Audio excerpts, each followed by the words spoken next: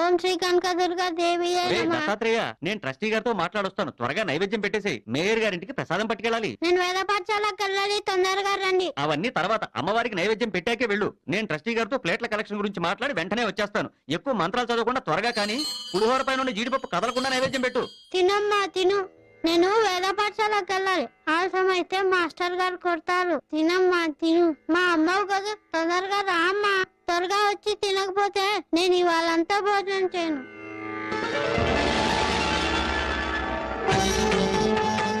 తినమ్మా, చల్లారకుండా తిను. ఇవాళ సామవేదం చెప్తారు, ఆలస్యం అవుతుంది. తొందరగా తినమ్మా.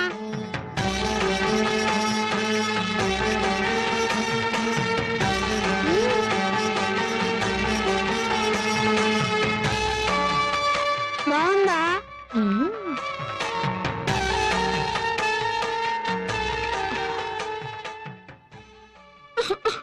పొలం మారిందా? శివుడు తలుచుకొని ఉంటాడు. నేను దిష్టి తీస్తాను.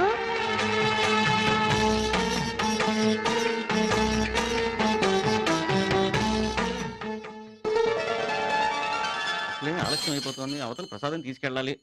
ప్రసాదం ఎదురా? దుర్గమ్మ తినేసింది. విగ్రహం ప్రసాదం తింటమేంట్రా? నిజంగానే అరిగించింది. నువ్వు తినేసి అమ్మవారి మీదకి నెట్టేస్తున్నావా? దౌర్భాగ్యం. ఏంటమ్మా అలా నవ్వుతూ చూస్తున్నావు? కొడుతుంటే తిన్నానని చెప్పు.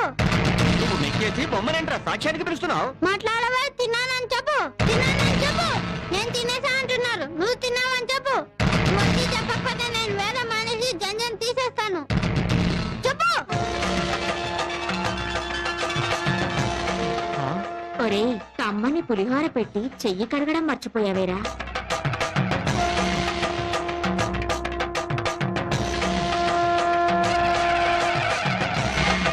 క్షమించమ్మా కనకదుర్గమ్మ తల్లి.